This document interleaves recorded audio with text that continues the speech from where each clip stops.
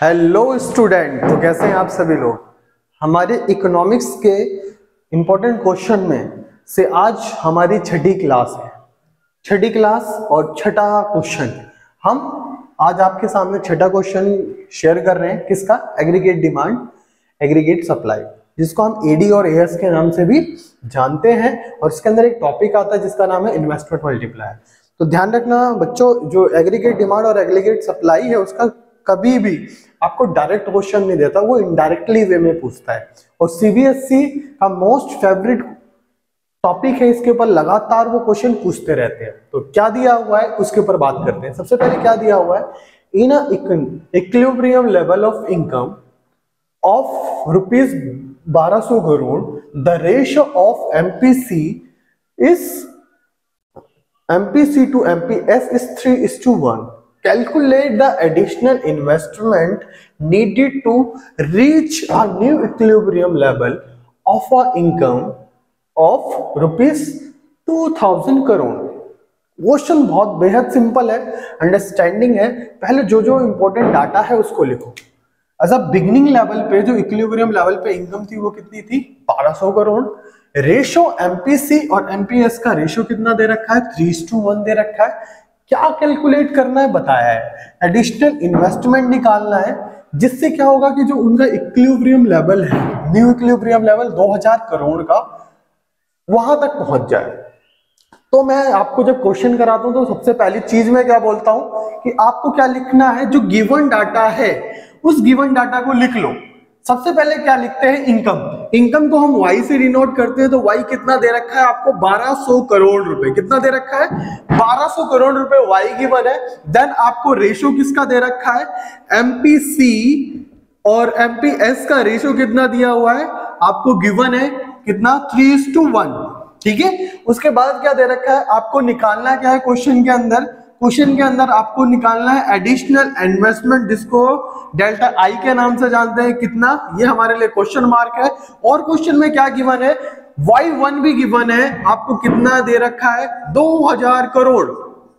Simply आपसे ये पूछा गया, रेशो दे दिया एमपीसी और एमपीएस का। मैंने आपको बिगिनिंग में एक फॉर्मूला बताया था, जब भी मैं कॉन्सेप्ट को स्टार्ट कराता हूं तो एक फॉर्मूला बताता हूं। किसका? के निकालने का फॉर्मूला क्या होता है? के निकालने का फॉर्मूला होता है 1/MPS। और फॉर्मूला क्या होता है? K is equal to 1 minus MPC. एक और फॉर्मूला होता है, क्या होता है? K is equal to 1 minus delta Y by delta I. ये हमने 3 फॉर्मूले पढ़े थे। जब भी हम K की वैल्यू निकालते हैं तो इन 3 फॉर्मूलों का यूज करते हैं। अब मेरे को रेशो दे रखा है, रेशो में आपको भी पता है कि सम करके अगर मैं एमपीसी की बात करूं तो एमपीसी कितना दिया हुआ है मेरे को? 3/4। एमपीएस कितना दिया हुआ है? एमपीएस दिया 1/4। तो ये हमारा किस में आ गया? एज अ फ्रैक्शन में आ गया, न्यूमिनेटर और डिनोमिनेटर में आ गया। अगर मैं इसको कैलकुलेट करूं तो मैं यहां से अपनी वैल्यू को निकाल सकता हूं। एमपीएस कितना दिया हुआ है? 1.4 दिया हुआ है। तो मैं ये वाला फॉर्मूला यूज कर रहा हूं आपके सामने। K is equal to 1/4। अगर मैं इसका रेसिप्रोकल करूंगा तो क्या होगा? K is equal to 4। K की वैल्यू डायरेक्टली 4 आ गई। अब मुझे क्या निकालना है? मुझे निकालना है एडिशनल इन्वेस्टमेंट। तो मेरे को जो सबसे पहली चीज क्या है? Y दे रखी है, Y1 दे रखा है। मैं इससे क्या निकाल लूंगा? Delta Y। डेल्टा Y निकालने का फॉर्मूला क्या है? Y1 minus Y। Y कितना दे रखा है आपको? Y1 दे रखा है 2000 करोड़ और Y कितना दे रखा है आपको? 1200 करोड़। अगर मैं माइनस कर दूं तो डेल्टा Y आ जाएगा कितना? 800 करोड़। कितना आ जाएगा? डेल्टा Y आ जाएगा हमारा 800 करोड़। डेल्टा Y हमारा 800 करोड़ आ गया। तो मैं अब मेरे लिए यूजफुल फॉर्मूला कौन सा? ये वाला फॉर्मूला। तो K की वैल्यू मेरे पास आ चुकी है, मैं डेल्टा Y और डेल्टा I कर दूंगा तो मेरा आंसर आ जाएगा। आपको भी पता डेल्टा Y गिवन है, डेल्टा I निकालना है, तो मैं K को नीचे ले आऊंगा। अकॉर्डिंग टू सिचुएशन मैं अपने क्वेश्चन को अरेंज कर लूंगा। So delta I is equal to delta Y upon में K।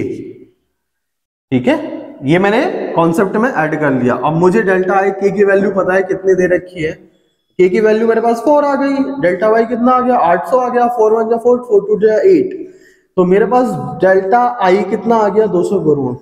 200 करोड़ तो मुझे अगर मेरे इनकम लेवल को कितना करना है, 2000 करोड़ करना है, तो मुझे कितना इन्वेस्टमेंट, एडिशनल इन्वेस्टमेंट की रिक्वायरमेंट है 200 करोड़ की रिक्वायरमेंट। अगर मुझे इस इनकम को अचीव करना है तो मुझे 200 करोड़ रुपए की एक एडिशनल इन्वेस्टमेंट की रिक्वायरमेंट होगी।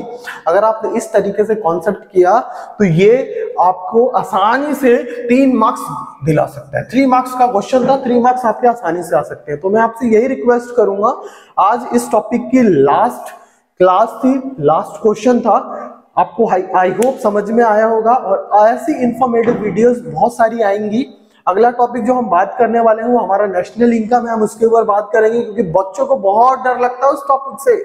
बोलते हैं सब कुछ सामने आ जाए लेकिन नेशनल इनकम का क्वेश्चन पेपर में नहीं आना चाहिए। मैं बहुत आसानी तरीके से आपको समझाऊंगा, प्लीज इस क्वेश्चन को एक बार देख लो। समझ में आया तो अपने फ्रेंड से शेयर करो, और अच्छा लगा है तो कमेंट भी कर सकते हैं। चॉइस आपकी है, मैं फोर्स नहीं करूंगा।